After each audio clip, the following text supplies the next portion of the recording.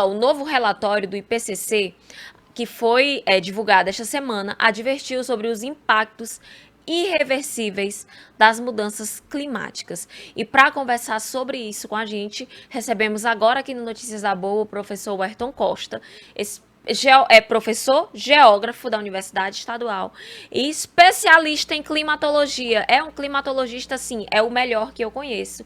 Da região Nordeste, não tem outro. Bom dia, professor. Seja muito bem-vindo ao Notícias da Boa. Bom dia, Nájila. Bom dia a todos os telespectadores de Notícia da Boa. Sempre é bom estar participando dessa querida audiência. Professor, primeiro eu gostaria que o senhor explicasse para a gente o que é esse relatório do IPCC. Muito bem, né? Primeiro, o que nós chamamos de relatório do IPCC, esse relatório ele é um complemento àquele primeiro relatório que foi publicado ainda, vamos dizer assim, no ano passado, que era um relatório feito pelo Painel Intergovernamental para a Mudança Climática, que é um órgão vinculado à Organização das Nações Unidas e que é composto por um conjunto de notáveis especialistas nas ciências do clima. Esse relatório ele foi muito impactante, o primeiro grande relatório. E esse é um relatório específico, porque aquele primeiro foi feito para subsidiar as ações da COP. E esse ele é um detalhamento produzido a partir de um grupo de trabalho, o grupo de trabalho específico para a questão da vulnerabilidade. Ou seja, este relatório que está sendo divulgado, ele concentra todo o seu olhar no ser humano, ou seja, a humanidade, as sociedades, as civilizações estão na centralidade dos impactos, de tal forma que a finalidade dele é medir quais os possíveis impactos que as sociedades globais irão sofrer ao longo do tempo em face das condições das mudanças climáticas. Professor, e deste relatório que foi divulgado esta semana, quais, assim, o senhor tem como principais destaques que precisam, sim, ser levados a público e ser discutidos e debatidos?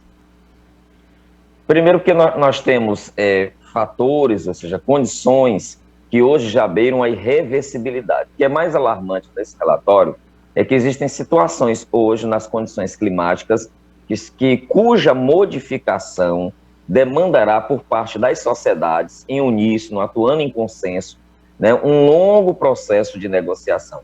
E as mudanças vão demorar muito tempo, porque nós já temos problemas gravíssimos. Esse é um ponto, a questão da irreversibilidade de alguns fenômenos. O outro é que os principais impactos sobre as sociedades, elas vão afetar duas questões que eu considero essenciais. Primeiro, a questão da segurança hídrica, a disponibilidade de água para essas sociedades, considerando, por exemplo, que nós estamos na região Nordeste, o estado do Piauí é um estado que tem uma grande faixa semiárida, uma grande faixa em que a variabilidade climática, ou seja, a chuva é um insumo importante e essa chuva vai faltar. Então, esse é outro ponto. O outro é a segurança alimentar, que é consequência da insegurança hídrica. E a condição climática que está se impondo, né, que está se firmando a partir desse relatório, e o prognóstico que ele faz para os próximos anos, coloca em xeque as taxas de produtividade da nossa agricultura. E quando eu falo nossa agricultura, isso afeta tanto o grande quanto o pequeno. A taxa de produtividade do agronegócio, a taxa de produtividade da agricultura familiar.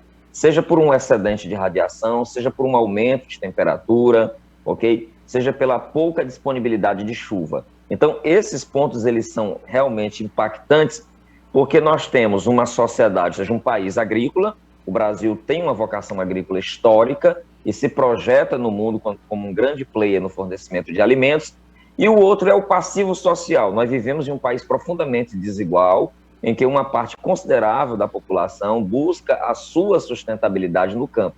E se nós temos um problema ambiental, climático, que tende a se intensificar nos próximos anos e afeta essas duas bases, nós teremos um grave problema social a ser equacionado. Professor, a co-presidente do IPCC, a professora Deborah Roberts, na divulgação desse relatório, ela falou que este é um momento chave. Mas por que este é um momento chave? Muito bem.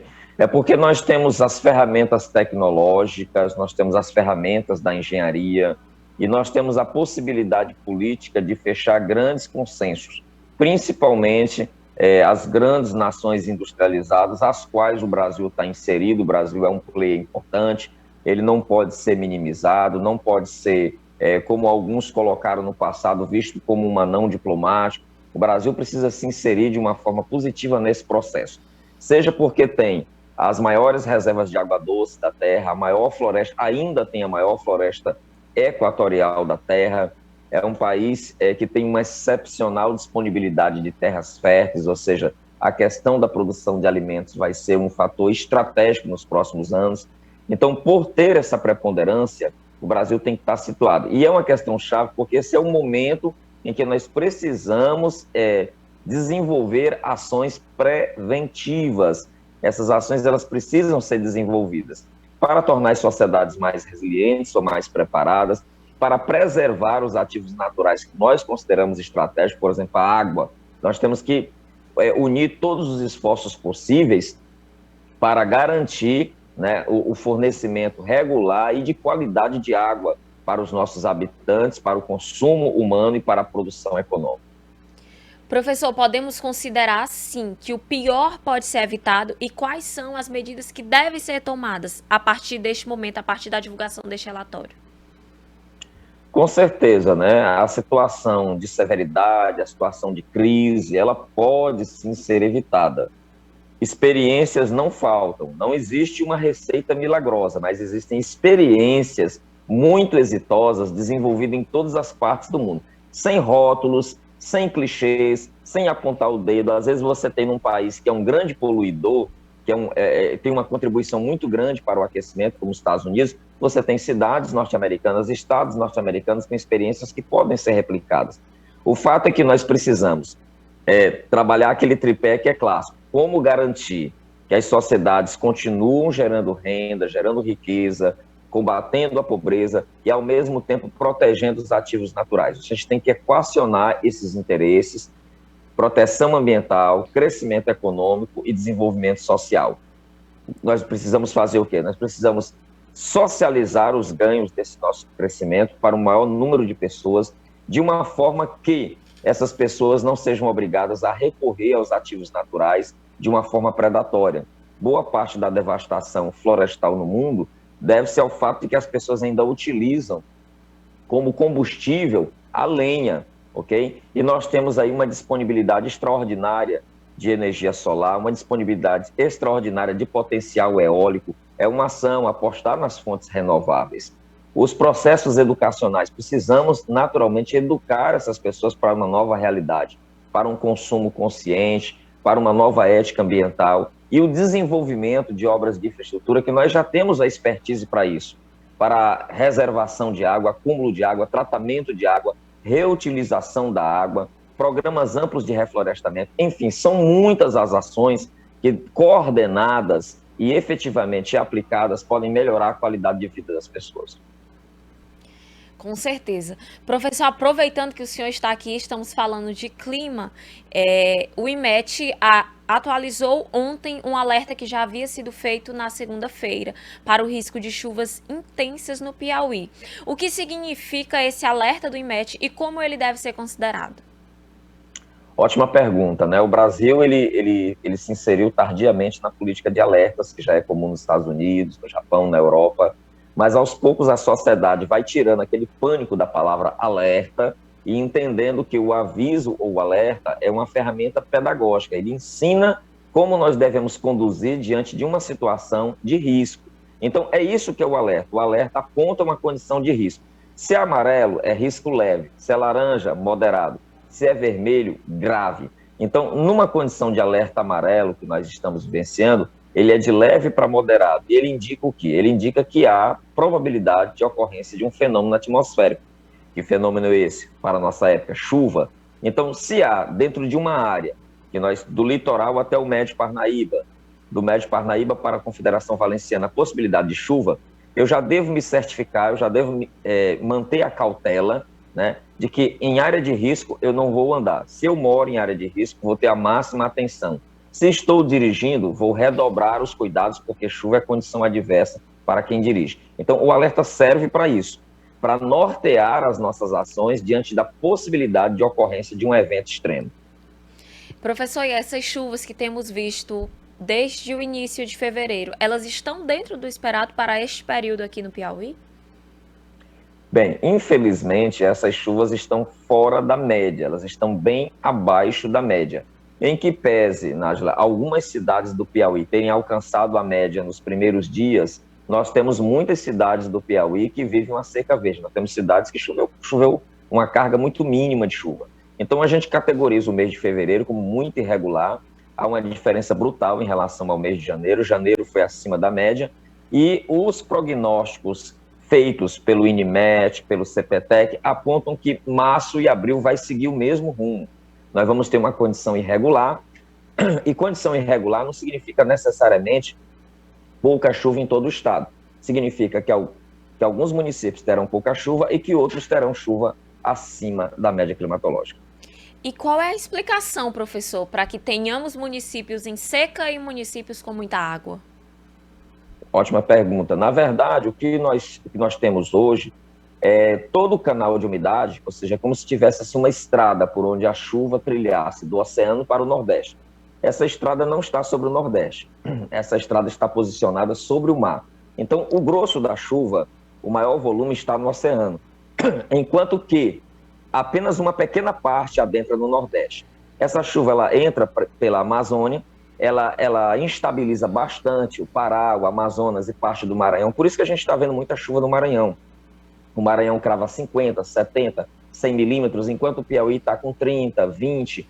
Então, mas se você for, por exemplo, para o Rio Grande do Norte, Pernambuco, Paraíba, não está chovendo nada. Então, o Nordeste inteiro está desguarnecido, porque a zona de convergência intertropical, que é o sistema que traz a chuva, está distante. E ela vai se aproximar pouco do Nordeste. Vai se aproximar, mas não vai gerar aquele volume de chuva que é esperado para o mês de março, que é o pico da estação. E não tendo esse pico em março, não tendo essas chuvas esperadas em março, há, professor, a possibilidade de ter esse volume de chuvas em alguma outra parte do ano, em algum outro período? Provavelmente não, porque, na verdade, existe o tempo da chuva, né? Então, o tempo da chuva, ou seja, a quadra chuvosa, é de janeiro a abril, sendo que o mês de maio já é pós-estacional e o mês de dezembro é pré-estacional. Então, ela está encaixada aí nesse intervalo. Após isso, a gente tem um período de pós-estação, período de estiagem, e, na verdade, pode ocorrer chuva em qualquer mês do ano? A gente sabe que pode. O nosso BR-Elbró teve chuva. A gente teve chuva em setembro, outubro, novembro e muita chuva em dezembro. Então, a chuva ela pode ocorrer em qualquer ano. Agora, ela não vai ocorrer de forma volumosa e sistemática, porque falta a alimentação dela. É preciso ter o canal de umidade para ter chuva. Caso contrário, toda e qualquer chuva que ocorra é um evento isolado. Professor, nós começamos a nossa entrevista, nossa conversa, falando sobre o relatório do IPCC. Essa questão das chuvas irregulares tem alguma relação, de fato, já tem uma relação, já é um efeito do aquecimento global? Perfeitamente, né? Primeiro que o grande regulador de todas as chuvas chama-se Sol. Então, o Sol envia o seu calor e a sua luz, e essa energia é o modulador da chuva, é ela que diz onde a chuva vai ficar. Então, dependendo da parte do mar que o Sol aquece, ali formam-se os cordões de nuvem. E esses cordões de nuvens, eles adentram o Nordeste. O que está acontecendo, Nájila, é que a gente tem um Oceano Atlântico muito quente, ou seja, o nosso mar está muito quente, isso é ótimo para a chuva. Porém, a parte do Oceano Atlântico, chamada de Atlântico Norte, ou Atlântico do Caribe, que vai ali em direção a Cuba, Porto Rico e o México, ela está muito mais aquecida do que a nossa. Então, como as nuvens elas são guiadas pelo calor, essa condição de aquecimento da faixa mais alta do Oceano Atlântico faz com que a nossa chuva suba um pouco no mundo, no globo terrestre. Então, a nossa chuva está sendo desviada. Então, nesse desvio, ela acaba adentrando na Amazônia, que está ali mais próximo da faixa caribenha, e diminui os volumes. Mas, mesmo assim, nós ainda recebemos, porque a Amazônia ela tem um papel essencial. A chuva que entra na Amazônia ela é devolvida para o Brasil, para o interior do Brasil. E parte deste interior é a Mato Piba, é o Maranhão, é o sul do Piauí. Então, a gente ainda vai receber alguma chuva por causa disso, por causa dessa propriedade da Amazônia de ser um replicador da chuva recebida. Então, um salve à Amazônia, né? Um salve à Amazônia. E aí, essa sua fala reforça a importância desse ecossistema para o Brasil, e não só para o Brasil, né? Para o mundo. Exatamente, né? A gente tem que compreender que a floresta, ela não é só uma área verde, ela é uma grande bacia hidrográfica, um grande lençol de água, e quando a chuva cai, a água infiltra naquele solo, e o que é que as árvores fazem? As árvores bombeiam aquela água do subsolo e despejam aquela água na atmosfera, elas formam suas próprias nuvens. A Amazônia é tão surpreendente que a floresta cria sua própria chuva. Então é fundamental manter aquela floresta viva, de pé. Isso não vai bloquear o desenvolvimento, não vai bloquear o crescimento da Amazônia. É possível crescer preservando os ativos naturais. Professor, muito obrigada pela sua disponibilidade, por tirar nossas dúvidas e por estar disponível aqui neste horário aqui, 8 horas da manhã, para conversar um pouco com a gente e explicar a questão das mudanças climáticas, do relatório do IPCC, e explicar mais ou menos como funcionam os alertas do INMET e a função. Muito obrigada, e as portas estão abertas, e sempre que tivermos novidades, o senhor está convidado a vir conversar conosco. Eu que agradeço a oportunidade de estar informando a sociedade sobre esse tema que vem adquirindo nos últimos anos uma grande relevância. Forte abraço para você e sua equipe. Tchau, tchau. E olha só.